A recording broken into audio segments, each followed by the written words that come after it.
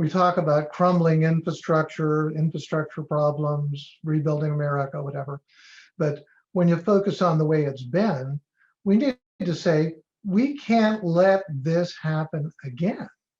And we all know that crumbling bridges or deteriorating hospitals or tunnels that are 150 years old aren't the fault of the people operating the assets or maintaining the assets. They're the fault of policy and decision makers and the pressures on them. Their shareholders are answering to that short-term objective of what's this year's budget. Not when we talk about this infrastructure bill, it needs to be what's the life cycle cost of these assets and how are those costs going to be addressed? I mean, it has to, it just has to, because we can't build stuff to let it crumble again. It is just wrong in so many ways. So that's my speech. Let me first kick it back to Moshe. Moshe, do you have what are your thoughts on the impact of the nows and cells and how can this play? Sure, and Jim, I want to add to something that you talked about. I think that I like to paint this in a little more a positive, opportunistic note for ISO 55000, and quite frankly, the dynamic that has changed due to the proliferation of greater accountability through greater communication as well as data, right? I think what the paradigm has shifted considerably over the past 20 years in that you're getting faster information on the success or failure of infrastructure and how that is related back to the mission of particular agencies, state and local government, even the private sector. So I think we have a great opportunity here to, with the nows, you establish the vision and establish a high level strategy, creating that framework. And then ultimately, as we've been executing it, refining and identifying opportunities to make ISO 55000 a standard that brings value for these various industries. And healthcare was obviously a great example that Ed has pulled out when we have our law enforcement asset management sales kicking off and a lot of participation as well. So I think we're going to see the evolution of the standard being applied as more users adopt it, as well as the feedback that is received from users that have adopted principles versus those who have not. So that's my 2 cents on what we've done to date, how the paradigm has shifted due to greater technology and data availability, as well as news travels much faster. So actions can also be taken as a result. Good. I'd like to add one thought, and this. Sure, Jack, go ahead. This is something that hits me all the time when we talk about infrastructure. Most of the conversation that occurs in Washington about infrastructure is how much money can we raise and who's going to put the money on the table. Those are the 2 main questions. What people are missing is the fact that if organizations implement this asset management standard effectively, they're going to get a whole lot more bang from the bucks they currently have. And they're going to be able to make better decisions on getting better outcomes with the resources they have. So we don't have to wait to get a lot of new money. People can start right now paying attention to improving the way they manage their assets, and they get more value out of the assets they currently have. And in part of that process, they start freeing up resources to help them, achieve more value across a wider portfolio. Some of our federal government partners that we work with, like the Air Force and others, have experienced this and have wonderful stories to tell about how they've been able to reprioritize their maintenance and reprioritize their investments in ways that focus on mission first and condition second. And so by doing that, they're able to free up resources within the base monies that they have right now. And that's huge, and that's not a message that we hear very often. John, you have thoughts to share?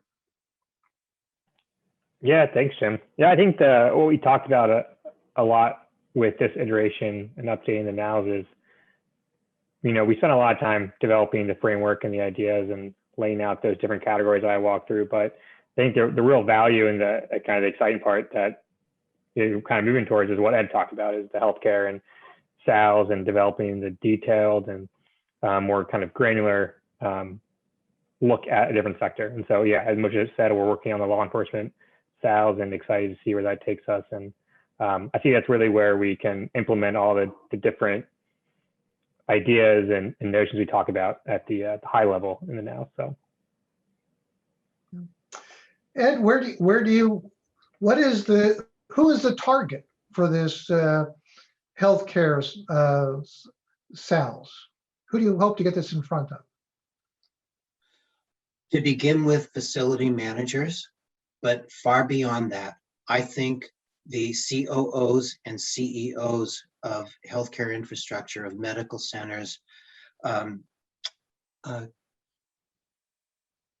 live-in homes, all the entities where healthcare is provided, they all have an interest. It's not just a medical center, it's an outpatient clinic, and it's not just SMEs, because part of the job for the SMEs is to persuade executive leadership what needs to be done. And Jim, on that note, I want to tag on something both Jack and Moshe touched upon. First of all, Jack is absolutely right. We can't just throw money at the problem. And we've had our own internal robust discussions about that. It's not that simple. And Moshe's right too. There is an opportunity beyond the challenge. So Jim, what I'd like to say is, let's persuade by example. Look what University Medical Center did in San Antonio with Art Kurland addressing personal property, otherwise known as equipment. Look what they accomplished. I don't have the metrics in front of me, but they have proven that money can be saved, service can be improved, and that there's a service to the community, because I know that they have ended up donating a huge tranche of equipment that otherwise might just be sitting there. That is a success story for advertisement. So I'd like to see the SALs for healthcare get in front of facility managers, healthcare engineers, COOs, CEOs. All those people should be pitching in. It's just a draft. It's dynamic, and it's never going to stop being improved. So I think it was Steve asked a question, Steve Holland, about about the NOWs, about the National Asset Leadership Strategy or structure. So can this really be adopted by the federal government? Who are we trying to get that in front of? Who are our targets for this document? Anybody want to jump in on that? Sure. So it's in theory, it's OMB basically is the organization within the executive office of president that helps form, national federal policies on various management things and budget things and so forth. And so I wish I were back there. Because I think that would be the ideal position to be in. The problem is that OMB's got a lot on its plate, and getting folks at OMB to understand the value of this. And Jim, you and I've been in meetings with a lot of these folks, and getting them to see this as a path forward to accomplishing something that's important to them has been a challenge. Again, I cannot overestimate or overstate just how much work is laid on these folks, and the same is on congressional staffers. I mean, they've got way more things to do than there is reasonable amount of time to do it in. So it's just hard to get their attention. So going back to your question, I think working with agencies as we have already done, and helping explain within clusters of agencies who are doing similar things, like the power marketing administrations under the Department of Energy. You've got the Western Area Power Administration is far along in implementing ISO 55000. I understand from them that the Bonneville Power Administration is also far along in that. And these are world-class organizations that are implementing the standard in a way that's unusual within the federal government. That story needs to be shared more broadly within the federal government, and the benefits of using ISO 55000 based asset management system is available to any agency that wants to adopt it. And the agencies that have adopted it can give great stories about the benefits they've achieved and their real world. And so it's not like, making things up. It's not, making promises you can't meet. These are promises that have been made and kept. And so those sorts of stories need to be shared more broadly. I think the ALN does a pretty good job of that, but I think we can up our game. I also want to mention that we've had ongoing conversations with the House Transportation and Infrastructure Committee. Senators DeFazio and Graves, depending on who's in power, have been leading that, and it's a largely bipartisan organization. They have some rhetoric, but they tend to work together to complete infrastructure projects. And in my involvement working on the NOWs, I always sort of thought of them. It's like, well, here's a plan. They were, and it's really hard to believe, but you can see how it could happen in that they make all these big decisions, but do they really have an overall plan of what we're trying to accomplish with infrastructure? And as Jack has said and others have said, there's various committees working on this. Probably the House Transportation and Infrastructure Committee has the biggest hunk because they have pipelines and roads and rail and tunnels and ports and lots of things. But it's hard to have this overall view of it. In fact, if you look at our NOWs document, we have those national objectives. Well, we have to kind of make those up because we don't have national objectives. It's an interesting concept. Let's see, Mike had suggested we might want to address Biden's executive order addressing equity and how that might apply to NOWs and to infrastructure. Anybody want to talk to that a bit? Yeah, I'll jump in for a second, and anybody else can jump in too. One of the things, for folks that have been following the ALN for a while, they know that we host a series of discussions on Thursday at 4, and we also have other topics that have been discussed at this time slot on Tuesdays. And we had one from a working group that I don't know what we call it, but essentially it's what Cecilia Mowat and some of her colleagues have put together, our equity group. And it's all about making sure that let me say it differently. One of the keys to bringing equity conversations into asset management conversations is making sure that you broaden the group of stakeholders and bring into the conversation people that may not have been brought into previous conversations. It's folks that have been marginalized, people just didn't think about them, they didn't pay attention, whatever it is, but value is in the eye of stakeholders. And so if you broaden the stakeholders that you bring into the asset management conversation, and you ask the right questions and you listen to their answers and you help get them to help ask the right questions, then you start really thinking about equity in a much more inclusive way and a way that actually can affect decisions. And that's what I think most of us these days are trying to make happen. Yeah, I think one other point is the NOWs or ISO 55000's role in enabling change, right? We have a new administration. There's a lot of change going on in government, a lot of new ambitious goals that have been set out there.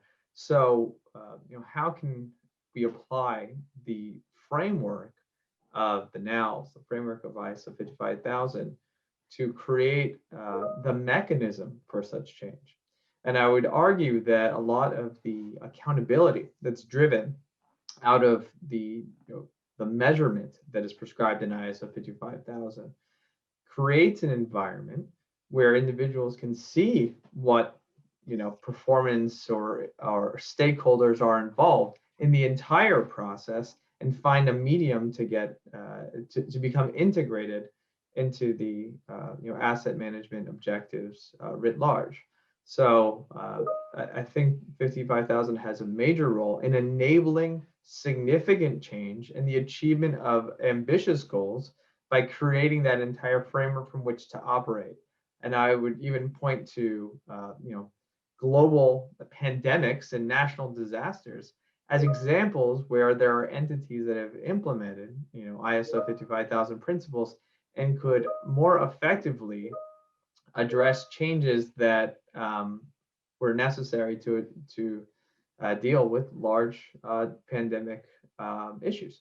So, I don't want to overlook the framework and the strategic principles that ISO 55,000 and the NALS tries to set out to achieve.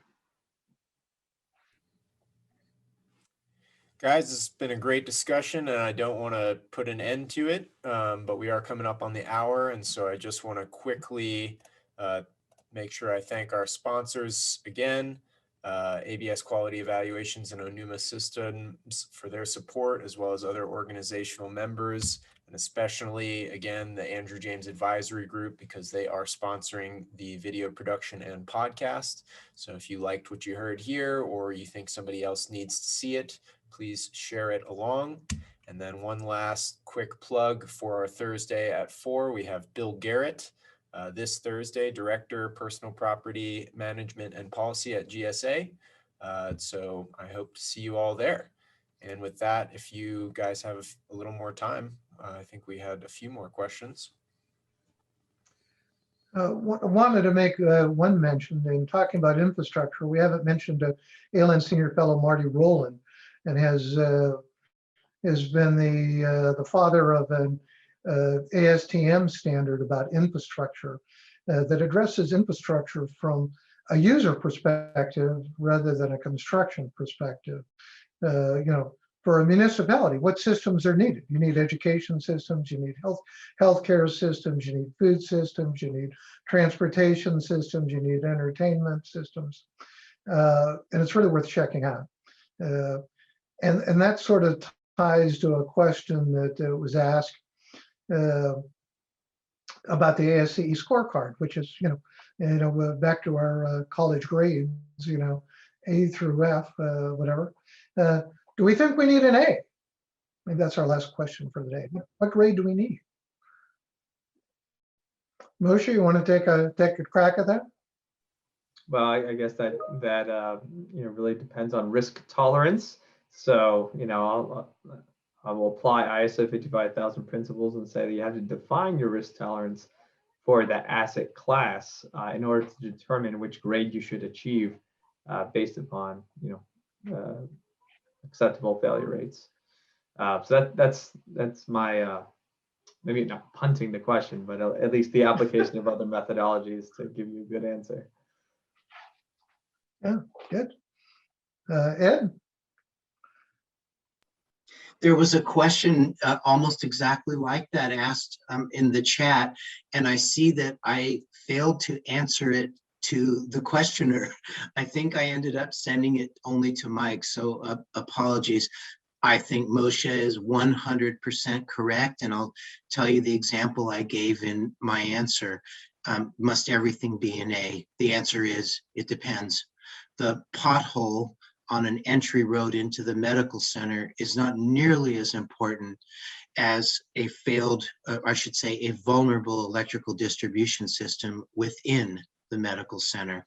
One that has inadequate emergency electrical power, both in ampacity, KVA, and in distribution. That is a serious problem, and it's going to need a much higher grade than that pothole in the road. So it depends. And there are manifold factors to make that decision. That kind of goes into a hazard vulnerability assessment where a group of specialists, SMEs involved, would contribute to the decision. Is that different than a criticality analysis, Ed? Slightly different. Just another name? No, it's different. It measures the probability of an event and the potential untoward result of the event. So those are the two principal factors that affect a hazard vulnerability analysis. And it's a common term in emergency management, but that's essentially what would happen here. That's good. And we've had on past events, we've had really nice discussions. I had a conversation with Malik Marami, who's with the asset manager for the parks here in Fairfax County, where I live.